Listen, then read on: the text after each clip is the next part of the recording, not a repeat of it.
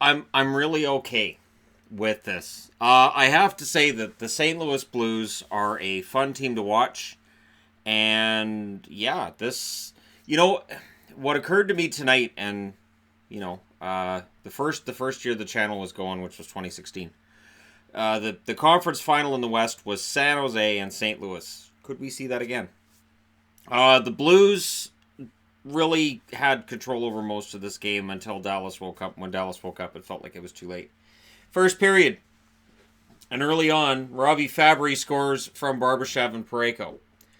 And it was not a great goal on Ben Bishop. Absolutely not. Now, you can argue, well, Fabry's coming in fast, and it's a hard shot, but it went 5-hole. And not a great goal on Ben Bishop, and that does come back to haunt him before the end of this game. The shots in the first period were 8-7 in favor of Dallas, and there were no penalties in the first, because everybody's getting along in the first period, and everything's fine. These teams are going to get along just great. No. Second period, there was a scary Dickinson-Pietrangelo collision, where Pietrangelo was down trying to block a shot, and then when Dickinson started going wide of the net, Pietrangelo was on all fours, and Dickinson had to kind of jump over him and fell awkwardly. Dickinson wanted a penalty, but I can understand why there wasn't one. And then, I had to put this up there. I'm not sure why they had two people doing color tonight on NBC. AJ's perfectly fine doing that on her own, and then they had Pierre there as well.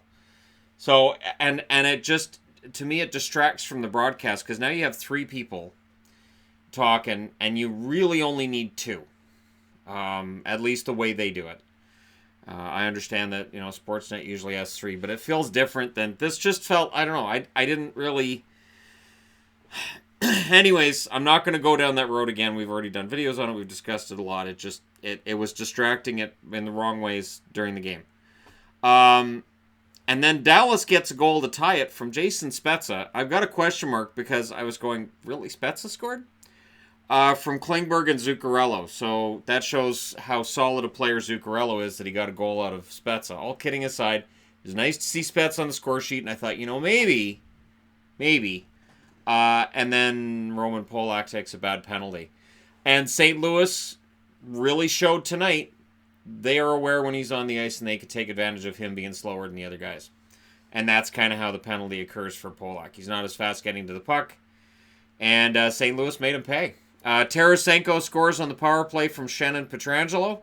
So it's 2-1 after two. The shots were 7-4 in favor of St. Louis in that period. And all I can think is, 4 shots.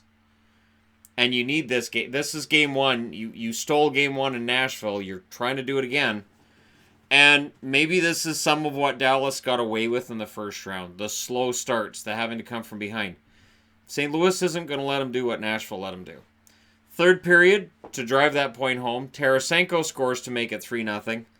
And, at that point, Dallas starts really putting on the pressure. And again, like I said, it felt like it was too little too late. Bennington was huge in the third period. I thought he was great. The defense in front of him seemed to kind of, I don't know, it just didn't seem to be as effective as it was earlier in the game.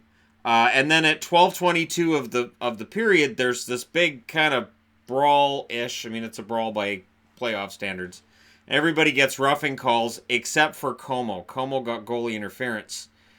But what I can't understand is, so Como's in the box for goalie interference, and even as a Dallas fan, I'm thinking, shouldn't St. Louis have got a power play? The St. Louis bench went nuts, and Steve Ott, assistant coach for St. Louis Blues, he lost his mind at the fact that it was still 5-on-5. I guess the referee didn't want a power play to decide the game, but eventually something happens. They had to call. The Stars pulled Bishop with 3 minutes and 9 seconds left in the third.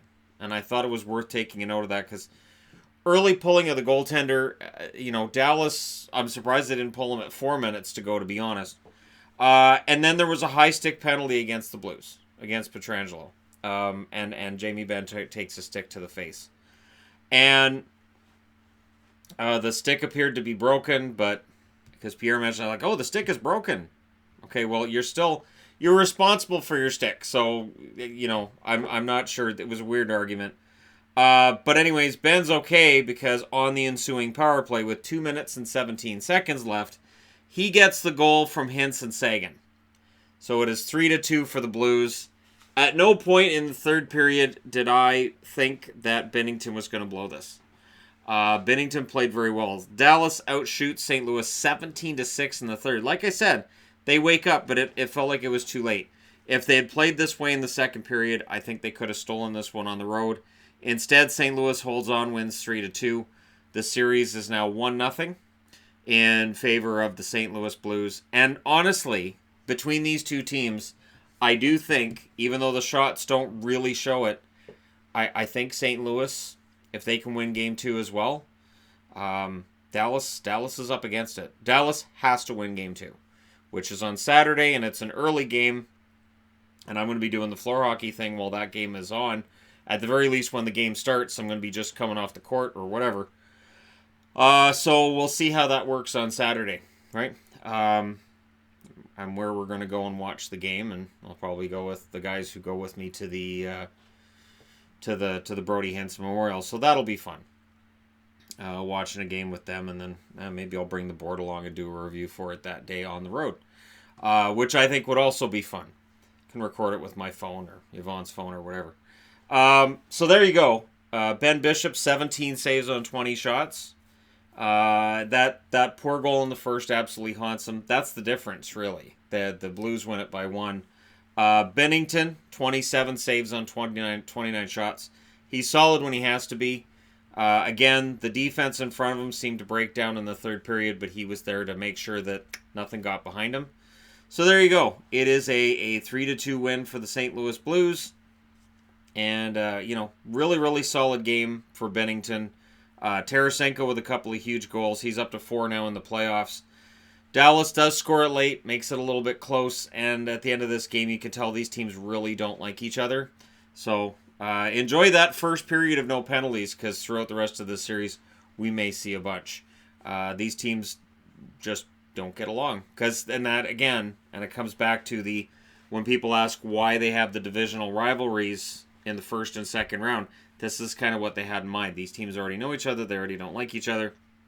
Doesn't take very long for the round to heat up and these games to get kind of chippy, is a good word for it. So we'll see what happens in Game 2, but congratulations to the Blues tonight on a solid game played, and for the second round in a row, they get the early lead. We'll see if they can go up 2-0. The difference being, of course, they're at home, and they played this is probably the best home game they've played in the playoffs.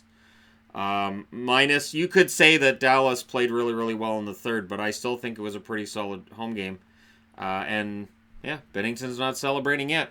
That's 5 wins down, 11 to go for Binnington. That's how he's seeing it, and it's nice to see a rookie kid with so much composure. All right, let me know what you guys think in the comment section below. As always, don't forget to hit like and surprise if you're browsing your way through. You just happened upon this video. Thank you guys so much for watching. I'll talk to you again soon.